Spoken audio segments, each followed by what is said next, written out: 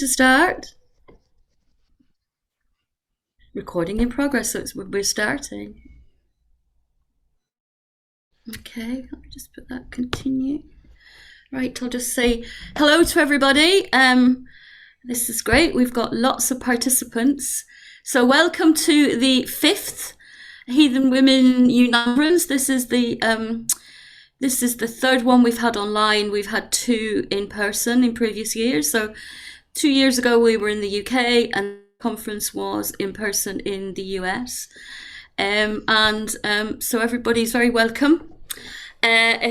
Confused with the time, apologies, because we've got time zones all over the world and some of us have got very confused. I couldn't remember what day it was, let alone what time it was.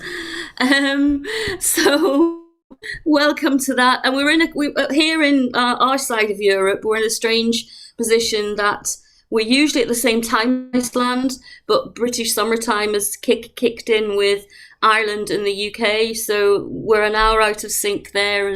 So good morning or good afternoon or some god hourly time of the night, Australia, because I don't know what time it is there.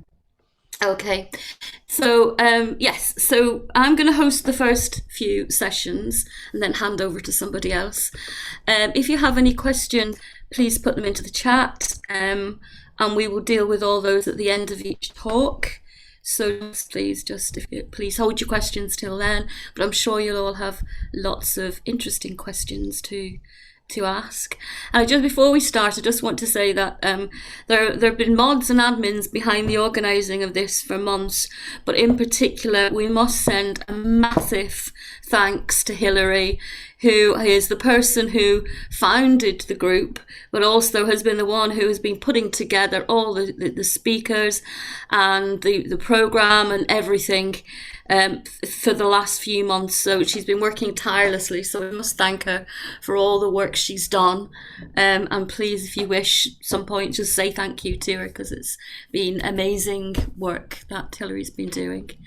So first of all, our first speaker, to kick everything off, which is fantastic, currently sunning himself in Paris, is Dr. Rune Rasmussen.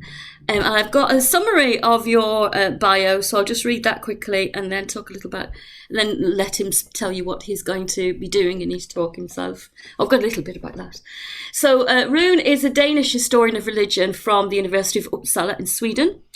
And I know things as well, so he's a practicing heathen, but also within his scholarship he works very much with Nordic belief in his scholarship as well as in his own personal practices. And you're a cultural activist as well. I know that for the work with the raven and the folklore. And he runs the YouTube channel, which is very much looking at the developing of an animist perspective on beliefs rooted in ancient Nordic historic record. And also a variety of topics linked to studies. And most of you probably know Rune is also the author of the Calendar of Nordic Animism, which is quite difficult to get hold of now. It seems to be quite difficult to get hold of, or quite expensive. But quite a few people do have it here, and we often mention it within the group. So it's a really good resource for us all to use. So I know that you're going to be showing some film work today, aren't you? Because I know it. So Rune's research has been linked to Brazilian Orisha religion, but also you've been looking at the similarities between a ritual that you went to work with in some anthropological fieldwork and a Viking Age saga that talks about a similar ritual. Is that right? Yes, yeah, exactly. Yeah. So I won't go into much about it. I've read a little bit about it, but I think it will unfold itself if we just leave room to describe.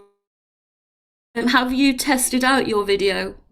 The video is in a private YouTube link. At some point, okay. I'm going to put it in the commentary thread in Zoom, and then you have to click it yourself and watch it, because I don't have a level of accessibility to Prezi and Zoom and all these things where I can show video That's directly fine. to it. That's fine, right? Thank Cool. you. Welcome, Rune. Thank you very much. Yeah, let me just go ahead.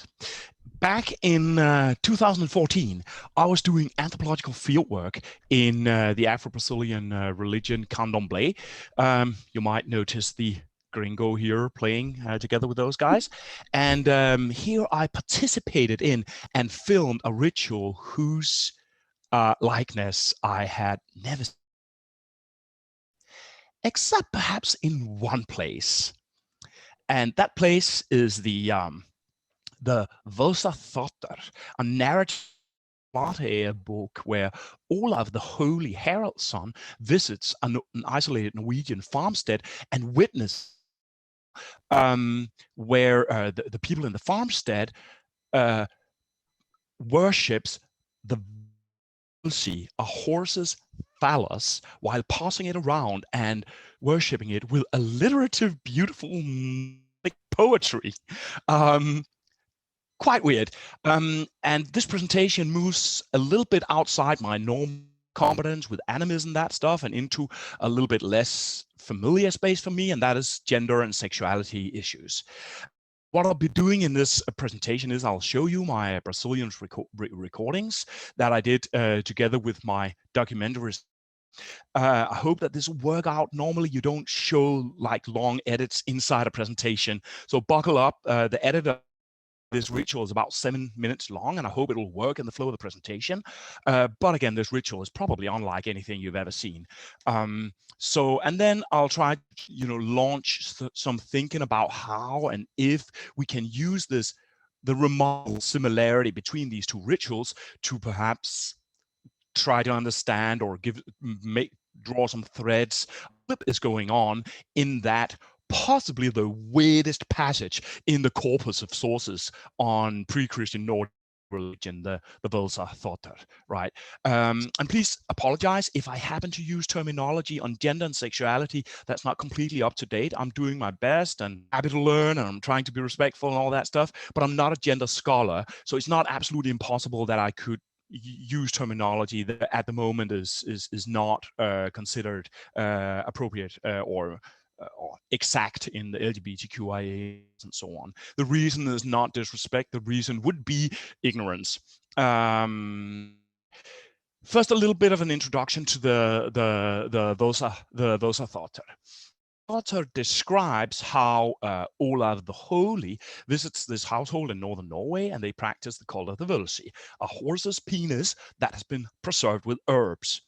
It's the lady of the house that introduces it, and she concludes with a charm. Marnir is asked to receive this bloat. Then a verse that passes the Vulsi to the next person, the man of the house, which then surprisingly recites a verse that says that if I had anything to say, then I wouldn't have had this ritual at all. It's a little bit weird. Then the farmer's son receives the Vulsi, and he's teasing his sister with it. It's quite hilarious. The sister, she then displays sort of resilience and piety. She prefers the presumably chaste goddess Givyun. Then the Vulsi that you would have preferred something to eat, perhaps some sort of social stereotype of sorts. The slave woman then get it. She says that she desires sexual intercourse with it. Then the guest, the disguised followers of King Olav, say some irrelevant stuff. And then the disguised Olav asserts his position as this great Christianizer king, throws this abomination to the dog, and then instructs these savages in the true faith, right? And that's basically the Vosa Thotter. And different suggestions have been made in order to align the figures of this narrative with better known characters from Norse myth, particularly the Vulsi that has been identified with the god Freyr. And I think this is a little bit its own, and I regard it as a possibility. But in this context, I want to emphasize is another figure which is addressed by Gro Steinsland and others, and that is Marnir. The idea suggested by Steinsland the Marnir with Jotun women, possibly Disir. Ogress or giantess is given as a translation in the Cleesby Vigfusson dictionary for the word Marn.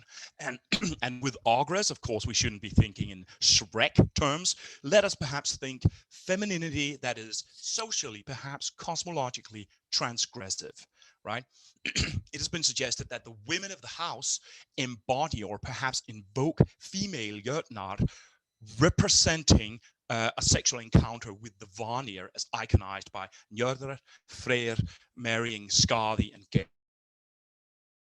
Kind of a mythological connection between Vanir and Jötnar. Following that, we could see the Volsi ritual as a manifestation of transgressive, perhaps extra-social, perhaps even anti-social, sexual, powerful, dangerous femininity of sorts. Now, I'm not sure that there's a scientific consensus on this suggestion. There probably totally isn't, but it is surely one of the strongest suggestions for how to analyze the Marnir. Now, in my recordings from Brazil, a candomblé ritual addresses a goddess called Bombashira. And she is the female version of the trickster Eshu, and thereby she represents transgressive, dangerous, mega sexual, and powerful femininity, right? The ritual also takes place in a private home, which for the occasion has been transformed into a temple space. And here, in a comparable way, this powerfully feminine force is passing around a phallic object between participants, thereby putting these people who receive the phallus in a metaphorically feminine position of being sexually receptive. And like in the Völsathotar, they are named in ritual verse. And like in the Völsathotar, they perform their sexual identity in the way that they relate differently back to the phallus that they receive. Like in the Thotar, there are guests there. That's me and the cameraman. And like in the Thotar, there's elements of play. And like in the Thotar, there's also tension and actually almost explicit conflict with more patriarchalist leaning figures that are present in that setting. Right, so a couple of things need to be just mentioned before seeing these recordings. Candomblé, the Brazilian ritual religion here that I studied, is sometimes labeled a queer matriarchal cult. It's generally led by women and homosexual men. However, auxiliary priests and priestesses, percussionists, sacrificial priests are often heterosexual. When men are embodying spirits, they are mostly homosexual.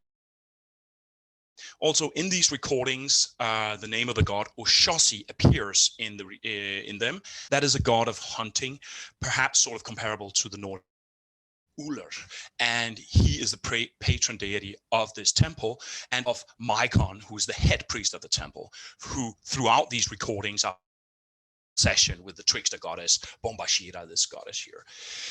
There will be some texts nations on these recordings that texted in English, so you can see what's happening as good as. And I'm putting a link in the private for this private video in a Zoom dialog box here. Watch the video, and then I'll continue the presentation after. And just one thing: all the sexual trigger warnings imaginable should probably go on here. So if you have some sort of or traumatization, then just proceed at your own peril. I think this is amazing stuff. It is life-affirming, magnificently mega queer polytheism, which is performed by, I think, some of the wisest and kindest and most joyful people that I've ever encountered. The invocation technology is Bantu, and I personally regard this stuff as some of the strongest and most resilient living polytheists.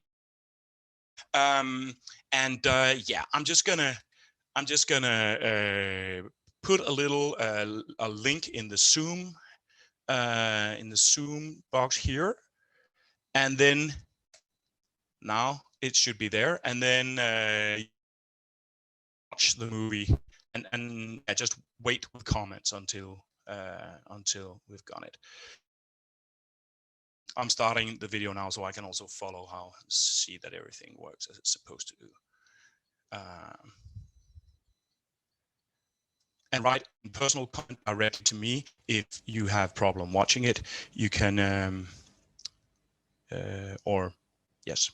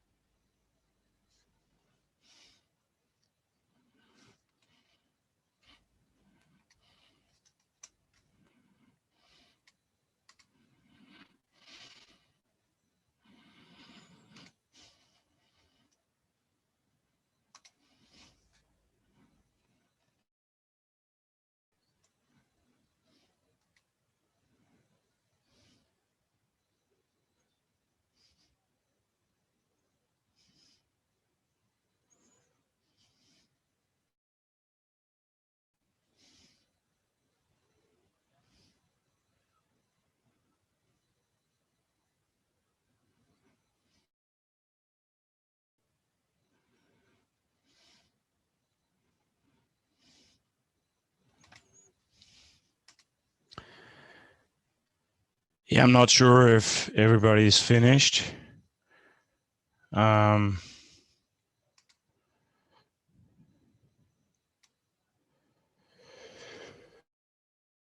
would imagine so. It kept buffering on me, so I had difficulty watching it. Okay. Okay. Could be a problem if you're showing if too many are watching it at one Yeah, I time, think perhaps. so. I don't know. I'll watch it again later. Okay. But most people seem to be back, so. Cool. Anyway, I hope that at least some of you could see it. Isn't that just the shit? It seem particularly similar to the perhaps because it's so exotic, or it would appear quite exotic for us people from the gringo sphere. But I'd like to just direct your attention to how many similarities there actually are here. There is, of course, the transgressive femininity, if we're following Steinsland in the reading of Mernir, and this ritual play is a cult at probably transgressive femininity. The ritual centers on bringing around this phallus that people have to receive. In Norway, the Mernir is invoked in connection to the human receiving the Volsi. Thiki Mern theta blurti, receive this offering. The Brazilian goddess quite explicitly formulates this as a cultic act for her. Are there any better way of venerating mama's old butt here? And also in Brazilian, bebê com, or eating with, comer com, is actually a common ritual metaphor for partaking in a sacrifice. Hence the hymn, the liturgy that goes bebê com amai, drinking with mother. Right. The ritual liturgy euphemizes the sexual aspect and address each person receiving the phallus. Brazil has drinking, and in Norway there's a similarly ambiguous wordplay going on in the passing around of the Völsi, right? Pray to Völsi, carry Völsi, receive Völsi, take Völsi, squeeze Völsi. These are different actions in Nordic verses. Notice also, by the way, how almost iconically culture specific this is. Norse context has these improvised Nordic poetry. It's like super typical. And in Brazil, there's this samba fungi kind of, I don't know what it means. I just think it's funny that it is so culture iconic and at the same time so culture specific. In both settings, receiving the phallus metaphorically implies a sexually feminine position, right? And the way that different persons react to receiving the Volsi suggests the implication of a metaphorically sexual reception, similar to in the Brazilian Norwegian ritual. In the case of the slave girl in Norway, it's explicit, as it is explicit in the Bombashira, the deity actually doing fellatio on the phallus, right? But as mentioned, this becomes problematic if you are the kind of man that generally prefers to have sex with women. Then you display reluctance, but you still do it or end up doing it, except, of course, if you happen to be Saint Olaf. The persons affirm the sexuality in the way that they relate back to the phallus. Basically, do I want to have sex with this? And Brazilian machos, as they actually call themselves, that was a little bit wrong. Men that prefer having sex with women, they will cross themselves and try to drink from the other side of the cup or display resilience, disgust, and so on. Some seems to just to go, oh, let me get this over with it. But Bira, the leading heterosexual Ogan, that's a ritual percussionist, he's the highest status heterosexual man in this cult, and he somewhat desperately tries to avoid being himself when his sexual identity is being transgressed, and there's almost a bit of so in both cases, men who prefer to have sex with women try to go, oh no, this is too much, but they don't really succeed actually exiting of the ritual. That isn't really an option. Isn't that great? That happens in both these rituals. And it happens to person in very similar positions. The contextual, heterosexual patriarch, you could almost say, the man of the house in Norway, and Bira in Brazil, who is socially below the homosexual head priest, Maikon, but he's the highest ranking macho heterosexual man in the house, right? Also, there's this element of too much for someone macho who ends up verbally affronting the whole affair. Exactly that also happens in both these rituals. In Brazil, 2014, it's Pur Bira again. And in Norway, it is Saint Olav. In the situation with Bira, it seems as if he really almost speaks out against the whole thing. And people sort of applauded him in the situation, but they were actually annoyed at him after the celebration and kind of angry with him a little bit. And of course, the celebration just continued without any noticeable decrease in this whole carnivalesque, transgressive sexual performance, right? So though it's difficult to know for certain, I would say that this conflict element, it doesn't look as if it has to be something that perhaps emerged in the Christian portrayal or something like that. The ritual before Olav the Holy showed up doesn't have to have been all zen and coherent. It could have already been the scene of playing out sort of tension and negotiation and positions between different sexual constructions or constructions of sexuality in that context. The Brazilian ritual totally is that, and they didn't have any missionary king showing to everybody, right? I think the ritual is in itself carnivalesque and tension-filled and not pristine, harmonious thing, which then got muddled up and ruptured by Christian description. It seems inherently charged social inversion and therefore tension, as when the slave woman in Norway is suddenly given a stage to sort of stay very proactive role in front of a timidly meek and underplayed man of the house. And this is a radical social inversion that's going on there. In Brazil, a homosexual who is perhaps also somehow marginal to dominant social norms, and he embodied a deity of a sometimes actually called slaves, escravos, the Eshus, Bombashi, that's part of that. Notice also the elements of humor in Brazil. It's actually some of it, but the ritual also unfolds a deeply religious devotion where deities are literally participating. So these gods are literally there, yet it's also dense with humor, right? Cool. Now, what does it mean? And first, does it necessarily mean anything, or is it just ritual play, just play? And I certainly think that it is play, but play on something, on the backdrop of a structure of things. It becomes effective at play because of the underlying structure, of course, right? It's a little bit like it is our pre-existing knowledge that makes a joke possible, that makes it make sense, right? If I say that a Lokian, an Odinist, and a Reconstructionist walks into a bar and then goes on with a joke, then the play that I make and the joke makes sense because of the underlying knowledge that we share, right?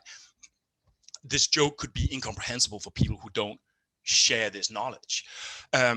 So the play, I think, is not just play. I think it's play on something, and I think that something might actually be cosmology.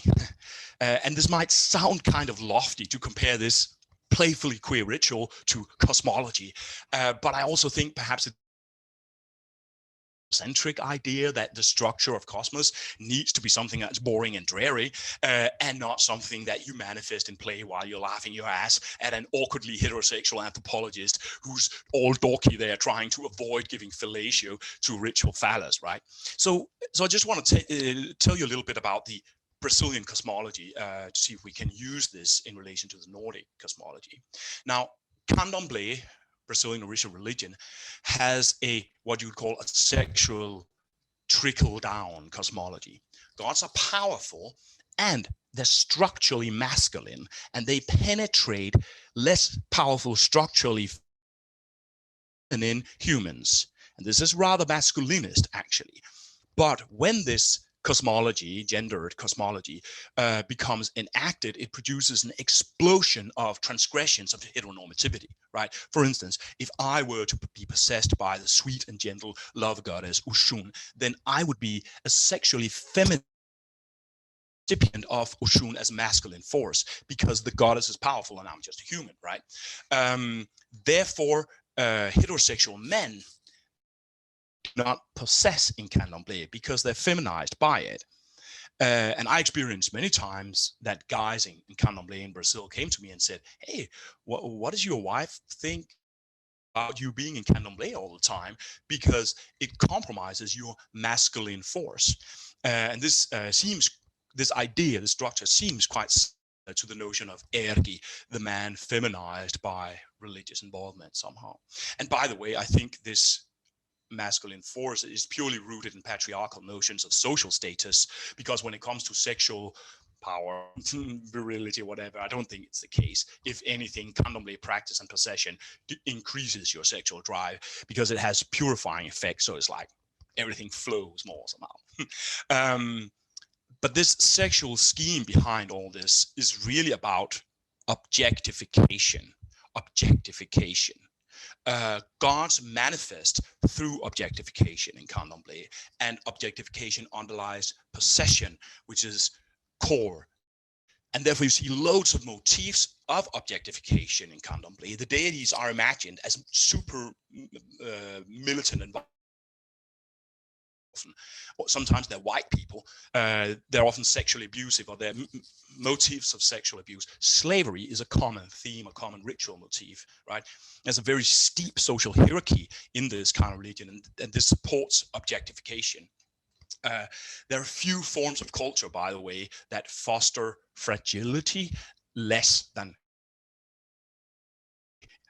initiation in candomblé. It sort of seeks out your triggers and presses them as hard as possible. And we live in a reality where something that ever so slightly affronts what we identify with make us react very hard, very strongly, right? And I think this counts for both political wings, by the way. People mostly accuse lefties of this. I'm a lefty myself. But right-wingers are the same, you know. They're totally snowflakes. They whine and howl like toddlers if there's Islam in their public space, or God save us if there's something queer in sight, you know. General tendency of our time. And it is because, I think this is because this fragility, that the way that our present culture removes us from connectedness, and that makes our subjectivity becomes brittle, it becomes touchy, and therefore less permissive to other than human subjectivity, less relatable. And this fragility is, it kind of subjectifying, almost, and I think it can be termed almost an anti-initiating aspects of our culture. If you compare this to candomblé, a black woman who are the close descendant, not the distant descendants, the close descendant of the most atrocious and genocidal case of New World chattel enslavement, can get ritually enslaved, sort of metaphorically raped, bought, sold, and tied to deities with colonial trappings of power, even sometimes associated with white race, you know. Imagine that. Now, why is that? Well, the reason is that objectification creates the preconditions for possession. You need to sort of strike at human subjectivity, make it relatable to other than humans. And this is common in animist cultures, that you that molding of subjectivity that goes on to make it relational. And this is why people often have ritual ordeals. It's why some pre-colonized cultures avoid self-referencing. You see this among pre-colonized Native Americans, that they don't say their own name and stuff. And perhaps this is, I think perhaps this is part of the reason for this vulgar, transgressive ritual. There's a molding of people's subjectivity in it, targeting heterosexuals in this case. This is part of, I think it might be part of what's going on. And by the way, this thing with objectification, for people involved through heathendom complex, I also think that I think it means that deities being militant, rapist, violent, abusive, I don't think that necessarily reflects social value. could have, the Iron Age was a violent time, yeah, but it's not a law of nature. I mean, Christian Franks were about as violent as kings, you know. So this queer matriarchal, super inclusive religion has quite militant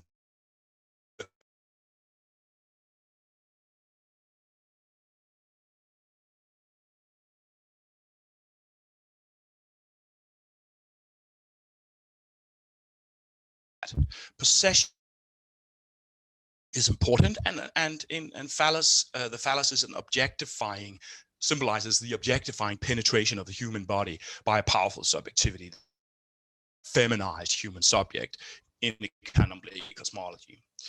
Right. So yeah. So in the Nordic context, we could perhaps look for order of cosmos where powerful forces objectify humans, and working this objectification might form effective invocations, ordeal rituals, fetish immanence, these sort of things. And there are a couple of examples where indeed a very candomblé sexual relation between gods and humans are suggested in the Nordic corpus.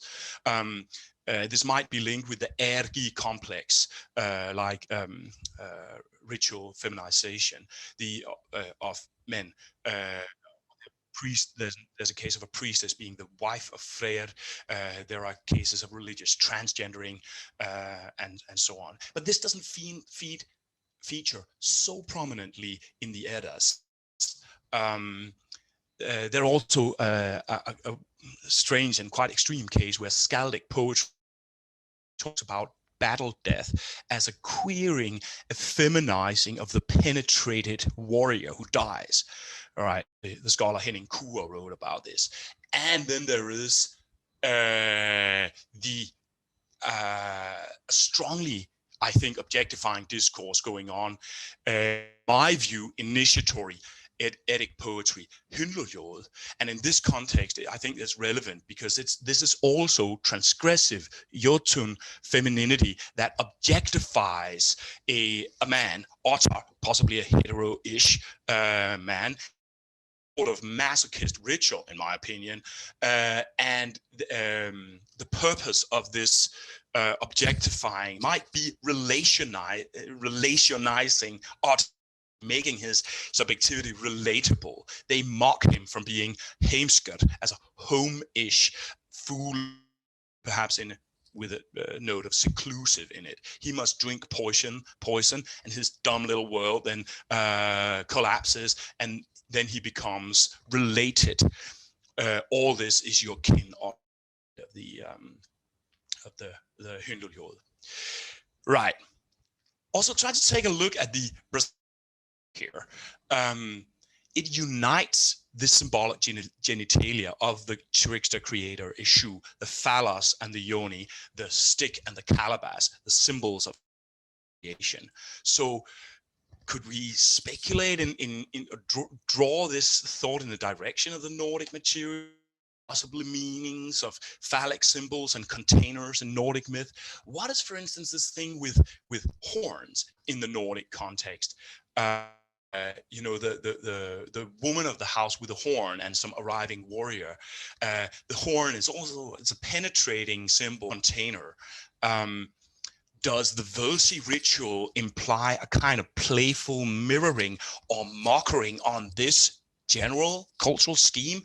The woman bringing a horn to the arriving warrior, then the lady of the house is bringing a horse's phallus. I mean, it might just be my twisted mind, but I find the mirroring between these two quite hilarious. Perhaps we could look also with new eyes at other sexual symbolisms in the lady of the house places the Völsi in the lap of the participants, a little bit like perhaps distaffs. They are tools that rest in the lap, and the Thor's hammer, another phallic symbol, probably is placed in the lap in the Thrimskvida, if I remember correctly. And yeah, but I'm just drawing lines a little bit. Someone with a better knowledge of the whole ergi sexuality of Seidr, all this, can probably use this for much more. there are also differences between these two rituals. And one significant difference is that the ontological status of the phallus. In the Brazilian context, the cup is not what the Brazilians would call an axé, a power-charged object. It is just representational. It is a symbol, right? And I know this because I asked them quite a lot about the difference between these things. That phallus is not what they call an iba, a fetish, the body of a deity, which they do build, and that's a central thing that they do in candomblé, the fetish technology. The Norwegian phallus, however, I'm almost certain is a fetish. It's not just a symbol. It is an actual horse's cock, right? It's not a representational thing. It is the body of, not a symbol of what it is. And I think it is the deity in a similar way as the Brazilian Iba. And you can also compare this to the possessed priest in Brazil. He is the deity. So a deity associated with horses and with masculine sexual power, I don't think it seems like a bad bit, actually, to what is going on there. If you just wanted a representational symbol, you'd have carved it in wood. That would have been much easier. Right. In Brazil, it is the transgressive femininity that is immanent in the body of the possessed priest, right? But what does that do to the whole thing? In Norway, it's the phallus that's immanent in, and the mørnir, the transgressive femininity that seems invoked but not entirely present. In Brazil, it's the trickster femininity that's immanent, and the phallus, which is only represented. I don't know. I mean, perhaps this is just different leanings in the way that these two rituals were, where both aspects are clearly necessary. One has manifest immanent phallus, and the other has manifest transgressive goddess. Another difference is the carnivalesque elements. In the Norwegian ritual is very carnivalesque in the sense that the slave woman takes a really assertive role, whereas the man of the house is decisively on the back foot. And this seems remarkable in this medieval context. In the Brazilian ritual, there are slave motifs. As I've said, the trickster transgressive deity here is actually also possessing the highest ranking man in the house, the high priest, and this also seems somehow significant. The ritual is certainly carnivalesque, but it's the high priest who takes the leading role, not the slave woman. Seemingly a quite important difference, and in that sense, the Norwegian ritual almost appears more carnivalesque, actually. But the sense, but the thing is also, does there really have to be an underlying consistency rather than even inside one of these contexts, because it's play and people do it because it's fun. So I don't know, a slight leaning in the balance between immanence and representational models, does it have to mean anything? I'm not really sure.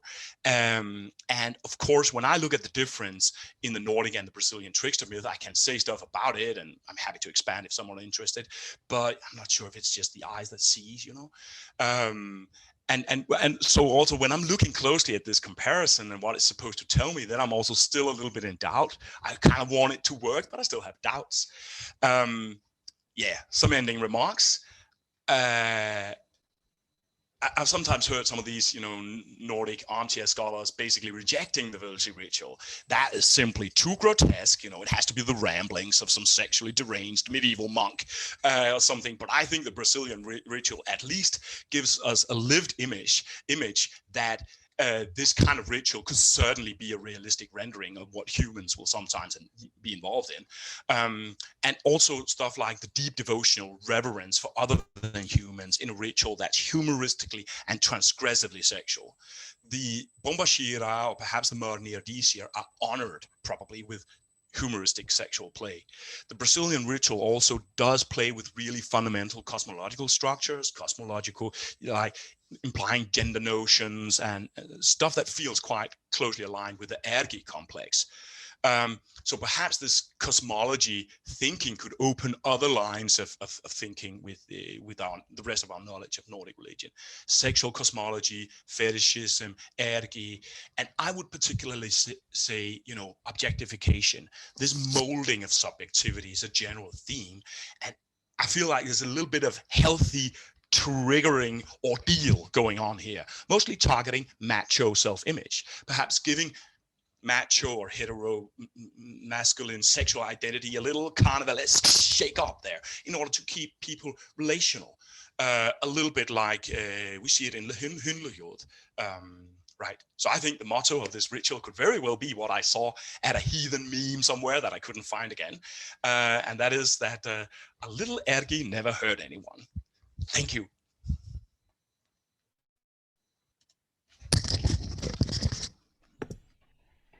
Thank you. Gosh, I was whirlwind. It was awesome. There's been lots of people saying this is absolutely awesome, Rune. So thank you. Right, if anybody has any questions, you could either put them into the chat or raise your hand. But I've got a question. You know the ritual that they do in Brazil. Do you know historically how far that one goes back? Would it be comparable to Viking Age, or maybe more modern? Do they know? It's a difficult question to answer. Okay. The symbols that go into this ritual is ancient. The phallus and the container as the symbols of this kind of deity. So the symbols of the ritual are ancient, but this exact way of using it, I suspect that it has just emerged. This is a kind of religion where there's very little talking about and own a lot of ritual. People just do ritual and ritual and ritual and ritual. And that means that it's sort of the ritual logic. They sort of flow by themselves. And they also have a tendency, I think, to recreate ancient themes with very new and very fresh motifs. I've seen the same trickster deity dance and mask in procession.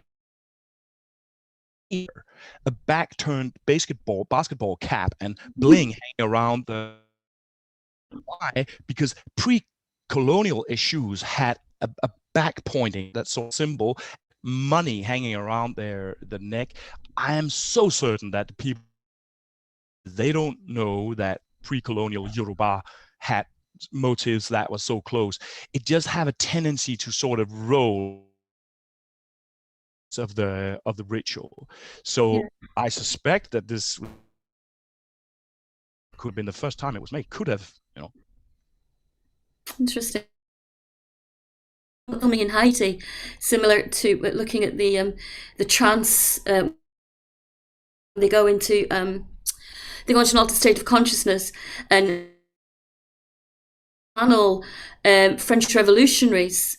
Even ones like Charlemagne, like French revolutionaries that might not even have been to Haiti. And it was quite interesting to see that was part of it. Was just seen as an everyday thing. It wasn't seen as something separate or separate. It was just sort of an everyday thing that comes into the culture, but is also a very ancient tradition. They brought in these figures into their trance work as well. Yeah. There's in different Afro-Atlantic religions the idea that historic figures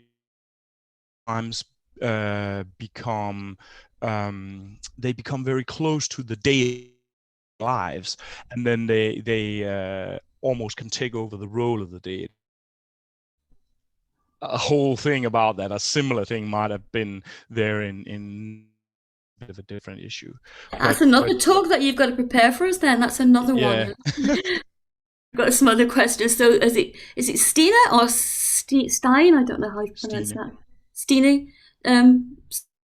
Your name wrong there. Would you want to ask your question? And I'll look at the chat as well. Stina, thank you so much for a really interesting talk.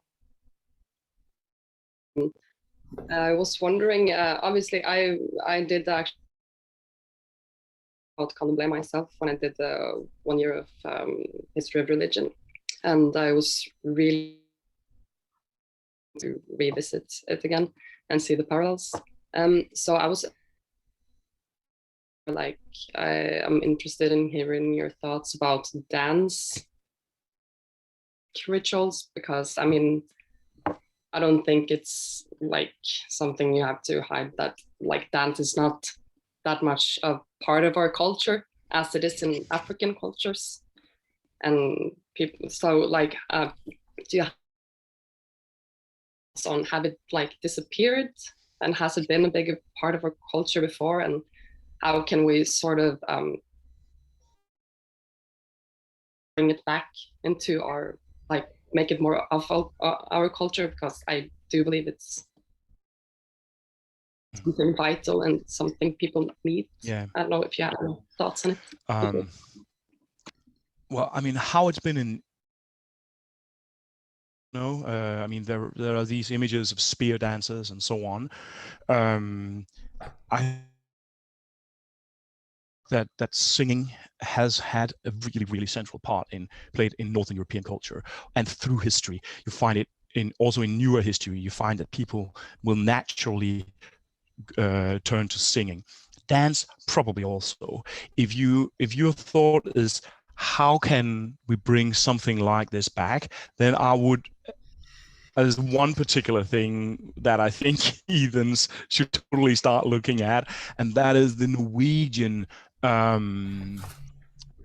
it's called Gorlaus or Rammeslåt, where there's this whole complex around specific violin playing, actually. And the conceptual structure around that is, I think, very candomblé. It's like a violinist will go to the forest, meet a spirit that will tune his violin, which is, of course, a hadanga feel or something like that, tune his violin in so it can be troll tuned. Then he can go and he can play people into trance with it. The stuff like the Norwegian Gorlaus and Rammeslåt. Rammeslåt means power rhythm, right, or something like that, strong rhythm. Then it is entrancing, powerful kind of music. Try to check it out on YouTube, everyone. Now, I think that stuff is inherently and potentially powerful for trance musicality, and I think that would be a good place to start. If you know somebody who plays hadanga fela and want to try to do some occult stuff with it, then yeah, that's just a one idea. There might be other people who have more to say about dance historically and so on.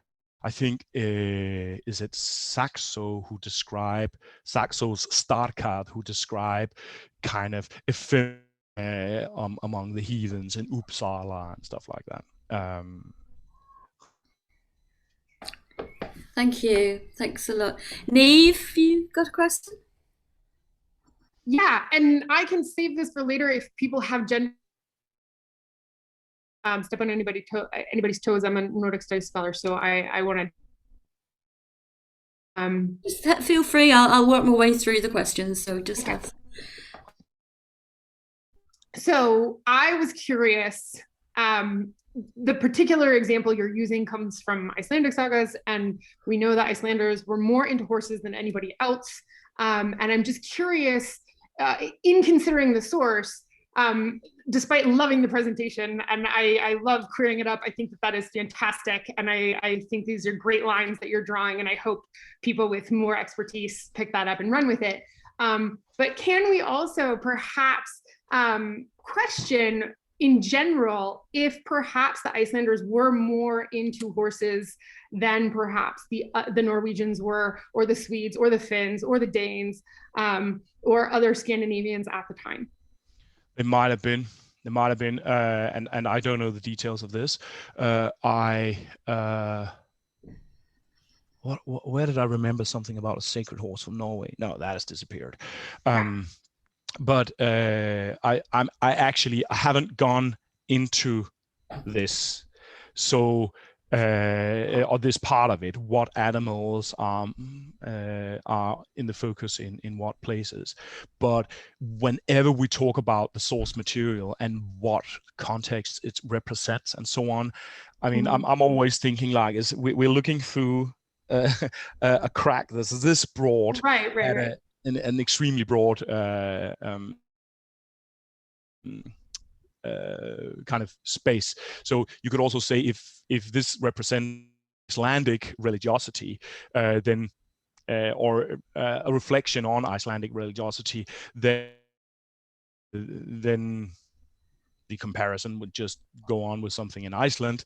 And of course, what I did here, I sort of took the Vösa thought there, sort of on face value, and I didn't go into kind of source criticism at all and start saying, okay, so what exactly is going on? Is the side protect the husband of the house from being implicated in this grotesque ritual in order to transfer, I don't know, patriarchal role into the Christian hegemon, and is that the reason that out of it? And I mean, there's so many questions that you could ask to this Sure. And so my curiosity is there a specific queer of pre-Scandinavian or pre-Christian Scandinavia?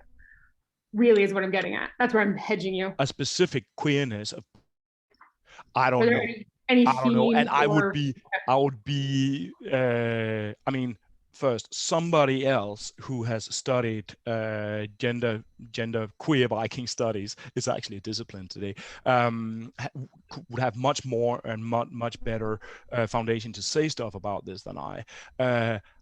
From the foundation, I would be kind of very cautious with making conclusions like pre-Christian Scandinavia was exactly like that, or it was like that. Likely it was complex and contradiction filled, and like a Saint Mother and a Jarl and a berserk warrior might not have, perhaps we shouldn't expect that these people have more in common, or regard them as representations of one culture behind them more than, I don't know, an ISIS Mujahideen warrior and an eco-hippie shamanist practitioner and a corporate executive in our context. I mean, these people might have different, might have the same language and belong to the same culture, have the same, but they can be very different, right? So we're talking about the thought ritual as a scene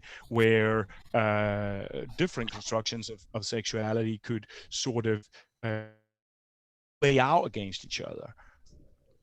Did that make sense? Yeah. Thanks, Rune. Somebody in the chat wants to know if you could repeat the name of the person who talked about battle death as a queering feminization and penetration. Was it Henning? Right now.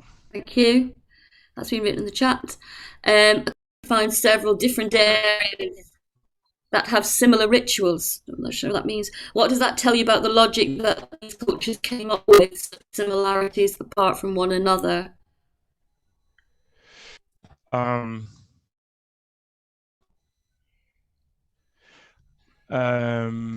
think it's a good question, and it's a huge question. It was part of the question, I think, that most history of religions, that people started to see that religions were sometimes wrong, and religions, voodoo, Santeria, and Candomblé, for instance, they are very, very, very similar to stuff you see in Nordic religion, or they're very high levels of similarities, very high levels of compatibility, and there are a lot of deities that look very similar. Some of them also different, but and I would just describe that to a kind of that.